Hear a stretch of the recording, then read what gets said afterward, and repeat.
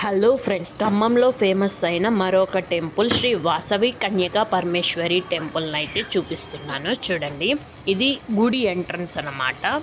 Aunty వెళ్తుంది కదా, చూడండి. మొత్తం గుడి మొత్తం ఈ విధంగా అయితే ఉంటుంది. ఒక ఆంటీ వెళ్తుంది కదా, అంటే ఇది ఎంట్రన్స్ అనమాట. ఇక్కడ మెట్లకి పూజ కూడా చేస్తూ ఉంటారు. గడప దాటిన తర్వాత చూడండి, మొత్తం గుడి అయితే ఈ విధంగా అయితే ఉంది. గోశాల కూడా ఉంది ఈ గుడిలో. ఎంట్రన్స్ రాగానే ముందు గోమాత, సకల దేవత స్వరూపిణి అయిన గోమాత అంటే బొమ్మ దర్శనమిస్తూ ఉంటుంది. పక్కన గుడి అయితే మొత్తం ఈ విధంగా ఉంటుంది.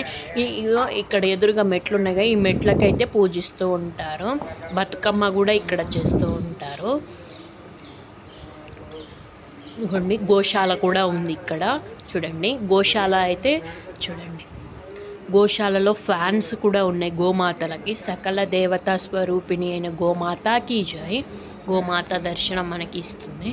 చూడండి, గోమాత ఉండడానికి మొత్తం చూడండి ఆర్ట్ అయితే భలే వేశారు.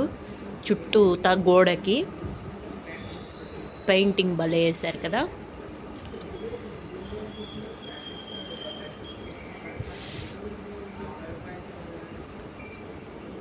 నెక్స్ట్ ఇక పైకి వెళ్దాము. ఇది మొత్తం గోశాల అనమాట. తర్వాత ఇగోండి, రావి చెట్టు, వేప చెట్టు కలిసి ఉన్నాయి ఇక్కడ. అంతేకాకుండా ఇక్కడ దసరా కూడా బాగా చేస్తారు. జమ్మి చెట్టు కూడా ఏర్పాటు చేయటం అయితే జరుగుతూ ఉంటుంది. చూడండి.